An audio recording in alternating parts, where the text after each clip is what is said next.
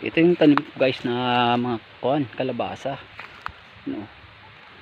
Ilagyan ko ng kahoy kasi tinutukan ng manok.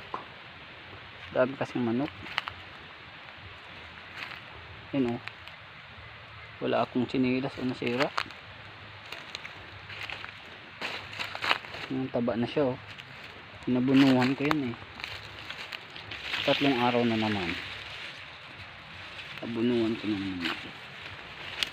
Yung bago kong tanim ng mga gabi. Yan o. Tinaniman ko ng gabi.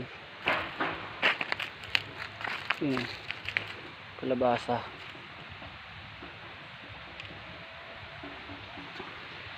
Pangin ko yun dyan. Malabo yung camera ko. Nanginginig kasi ako, pagod.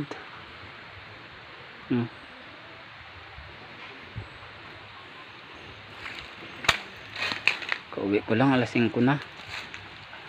Yun ang kalabasa oh. Talim ng tanim. Saging. Sa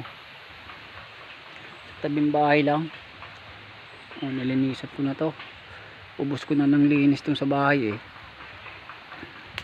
Yun papunta doon. Yun o. Puro damo yan. Papunta doon, paikot. Hindi naman ko na yan. Kaya sa taas na naman ako. Okay lang mapagod. Natural na rin sa buhay na ating mapagod. Ay, ganito na lang yung video ko guys. Salamat pala sa mga sumusuporta at nanonood.